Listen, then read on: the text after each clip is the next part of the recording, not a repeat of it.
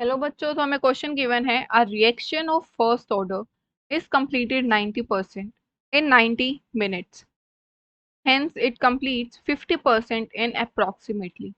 हमें बोला है कि एक कोई रिएक्शन है जो कि क्या है, फर्स्ट ऑर्डर रिएक्शन है और वो कंप्लीट हो जा रही है क्या, 90% कंप्लीट हो रही है। तो बच्चे कितनी होगी, 10% रिएक्टेंट बचा होगा और कितने में, कितने टाइम में हो रही है, 90 मिनट।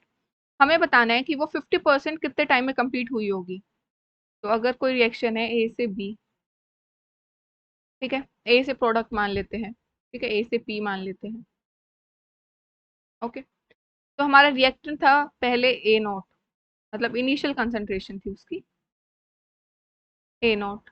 ओके, फिर उन्होंने बोला कि 90% खत्म हो गया। आप इसको ए नॉट लेके भी चल सकते हो, परसेंटेज में बात हो रही है तो आप यहाँ पे 100 लेके भी चल सकते हो। अगर आप यहाँ पे 100 लोगे तो क्या होगा, 90 खत्म हो गया, बचा कितना होगा, 10 बचा होगा। और अगर आप ए नोट के टर्म्स में लेके चलते हो तो क्या, इनिशियली हमने कुछ भी मान लिया कि हमारे पास ए नोट था, फिर उसका 90% खत्म हो गया, 90% क्या हुआ, रिएक्शन कंप्लीट हो गई, तो मतलब 90% रिएक्टेंट कंज्यूम हो गया।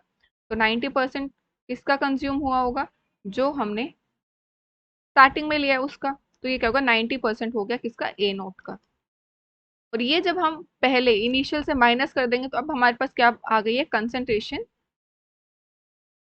लेफ्ट एट 90 मिनट, है ना। 90 मिनट टाइम पे अब जो हमारे पास कंसंट्रेशन रिएक्टेंट की बची है वो इतनी बची हुई है। तो उसको हम ले लेते हैं, ए से रिप्रेजेंट कर लेते हैं। वो कितनी हो गई है हमारी, यहाँ पे क्या एलसीएम लोगे आप, 100 A naught minus 90 A naught divided by 100। तो ये कितना हो जाएगा आपका, 10 ए नोट बाय 100। या आप यहाँ से भी डायरेक्टली देख सकते थे कि अगर 90% कंज्यूम हो गई है तो कितनी बची होगी, 10% बची होगी। तो बची हुई कितनी है, ये क्या है, कंसंट्रेशन लेफ्ट। तो कितनी बची होगी, 10% बची होगी जो हमने इनिशियली लेके चले हैं। तो आप डायरेक्टली भी कर सकते थे 10% ऑफ ए नोट। ओके, फिर उन्होंने क्या बोला है, हमें क्या निकालना है, 50% के लिए निकालना है। तो अब किसी भी इंटीग्रेटेड रेट इक्वेशन जो होती है फर्स्ट ऑर्डर की, क्या इंटीग्रेटेड रेट इक्वेशन को फर्स्ट ऑर्डर,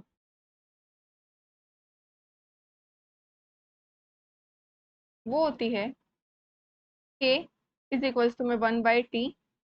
और if you are dealing with log तो यहाँ पे क्या हो जाता है, 2.303 लोग initial concentration that is a note over concentration left at time t that is a. Okay, तो ये हो गई हमारी इंटीग्रेटेड रेट इक्वेशन। अब क्या है, यहाँ पे हमें टाइम पता है 90 मिनट्स के लिए। अगर देखें, हमें इनिशियल कंसंट्रेशन भी गिवन है, हमें फाइनल कंसंट्रेशन भी पता है जो बची हुई है। तो हम क्या होगा, हम रेट कॉन्स्टेंट यहाँ से निकाल सकते हैं। क्यों, जब हम 50% के लिए डील करेंगे, व्हेन 50% ऑफ रिएक्शन कंप्लीटेड, जब हमारी 50% रिएक्शन कंप्लीट हो गई है तो कितना अमाउंट कंसंट्रेशन लेफ्ट कितनी होगी रिएक्टेंट की, कंसंट्रेशन लेफ्ट ऑफ रिएक्टेंट 50% ही बचा होगा। तो किसका 50% बचा है, ए नोट का, जो हम इनिशियली लेके चले थे। अब हमारे पास बची हुई कंसंट्रेशन है, हम इनिशियल कंसंट्रेशन भी पता है हमें, क्या इनिशियल कंसंट्रेशन है हमारी ए नोट जो हम लेके चले थे। ओके, हमें टाइम भी, टाइम हमें निकालना है, टाइम हमें निकालना है, बट उसके लिए हमें क्या पता होना चाहिए, के पता होना चाहिए। तो हम के जो होता है किसी भी रिएक्शन का, वो सिर्फ टेम्परेचर पे डिपेंड करता है। जो के होता है वो किस पे डिपेंड करता है, वो टेम्परेचर पे डिपेंड करता है, टेम्परेचर ओनली। तो इस क्वेश्चन में कहीं पे भी मेंशन नहीं है कि उन्होंने टेम्परेचर चेंज करा है। तो फिर क्या होगा, टेम्परेचर तो कांस्टेंट है, तो मतलब के पूरी रिएक्शन के लिए सेम रहा है। तो हम इस वाले इक्वेशन से के की वैल्यू निकालेंगे और हम इस वाले इक्वेशन में मतलब 50% के लिए हम यहाँ पे पुट कर देंगे।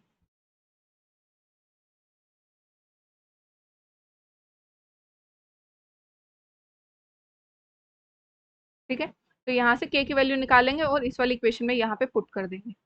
तो टी हमें गिवन है 90 मिनट्स के लिए, अब हम निकाल रहे हैं तो 2.303। ओके, ये हो जाएगा बाय टी। टी कितना है, 90 मिनट्स गिवन है हमें। लोग इनिशियल कंसंट्रेशन कितनी है, ए नोट है, बची हुई कंसंट्रेशन कितनी है 90 जब कंप्लीट हो रही है, तो ये है 10% बची है, तो 10/100, 10 NO/100। ठीक है, ये 100 ऊपर जाएगा तो ये क्या हो जाएगा, K इज इक्वल्स टू में 2.303 divided by 90 log A0 into में 100 divided by 10 A0। A0 cancel, 0 cancel, हमारे पास क्या है log 10।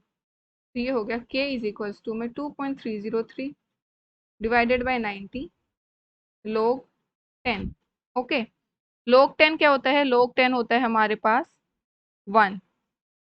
ठीक है, तो log 10 1 होता है, तो ये क्या हो जाएगा, K इज इक्वल्स टू में 2.303 डिवाइडेड बाय 90 इंटू में 1। तो ये आ गई हमारे पास K की वैल्यू। ओके, ये K की वैल्यू आ गई हमारे पास। अब ये K की वैल्यू हम पुट कर देंगे किसमें, इक्वेशन 1 में। ठीक है, इसको हम मान लेते हैं इक्वेशन 1, इसको मान लेते हैं हम इक्वेशन 2। तो put value of K in 2, value of K that is rate constant into second equation. ठीक है, टाइम अब हम किसके लिए बात कर रहे हैं, जब 50% हमारी रिएक्शन कंप्लीट हो गई है, तो उसको हमने डिनोट कर दिया T50%। ठीक है, तो 2.303, के की वैल्यू क्या निकाली है हमने, के की वैल्यू है 2.303 डिवाइडेड बाय 90। यहाँ पे क्या हो जाएगा, लोग इनिशियल कंसंट्रेशन कितनी है A0। अब जब टाइम, जिस टाइम की हम बात कर रहे हैं उस टाइम पे कितनी कंसंट्रेशन बची होगी उसको यहाँ पे पुट करना है। तो अब टाइम है 50% कंज्यूम हो गई है, 50% की बात कर रहे हैं, तो 50% बची होगी, 50% बची होगी तो क्या 50/100 किसकी, A0 की, जो हमने यहाँ पे भी निकाली थी, है ना। ये हमने पुट कर दिया। अब ये हो जाएगा 2.303, नीचे भी 2.303, 90 क्या होगा, ऊपर चला जाएगा इंटू में 90 लोग क्या होगा A0, ये हो जाएगा 50 A0, ये वाले 100 क्या ऊपर चला जाएगा, तो ये क्या हो जाएगा 52 सा, A0 से A0 कैंसिल हो गया, तो हमारे पास क्या आया, 2.303 से 2.303 कैंसिल हो गया, तो ये आ गया 90 लोग 2। और आपको याद रखना है कि जो लोग 2 होता है वो होता है 0.3010। ये आपको लोग 2, 3 और 5 की वैल्यू याद होनी चाहिए, बहुत बारी पेपर में गिवन नहीं होती है। तो लोग 2 हो गया 0.3010, तो ये हो गया 90 इंटू में 0.3010।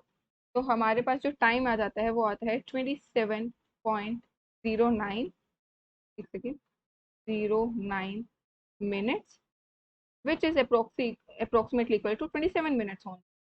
तो हमारा आंसर क्या आया है, हमारा आंसर आया है कि 50% ये रिएक्शन कंप्लीट होगी किसमें, 27 मिनट्स में ये वाली रिएक्शन 50% कंप्लीट हो जाएगी। ठीक है, तो हमारा आंसर हो गया थर्ड ऑप्शन। तो अगर आपको फर्स्ट ऑर्डर रेफर करना है एनसीईआरटी से, तो you can refer at page number 105, जहाँ पे उन्होंने फर्स्ट ऑर्डर डिस्कस करा है केमिकल काइनेटिक्स चैप्टर में। एंड जब भी आपको ऐसे क्वेश्चन गिवन हो जहाँ पे आपको गिवन हो कि ये इतने परसेंट कंप्लीट हो गई है इतने टाइम में, और आपको बताना हो कि वो दूसरा कुछ देर का होगा कि इतने परसेंट कंप्लीट कितने टाइम में होगी, तो आपको सिंपल के की वैल्यू निकालनी होती है रेट कांस्टेंट की, क्योंकि रेट कांस्टेंट सेम होता है एक रिएक्शन के लिए अगर टेम्परेचर चेंज नहीं है। और मोस्टली आपको टेम्परेचर चेंज गिवन नहीं होगा इस टाइप की इक्वेशन में, तो यहाँ पे क्या होगा, टेम्परेचर सेम, आपने रेट कांस्टेंट की वैल्यू निकाली एंड आप जो टाइम पूछा है उस पर रेट कांस्टेंट की वैल्यू पुट कर दोगे एंड देन आप सोल्व कर लोगे। तो इस हिसाब से आप इन तरीके के क्वेश्चन को प्रोसीड कर सकते हो। और इस क्वेश्चन के लिए आंसर हो जाएगा थर्ड। Thank you.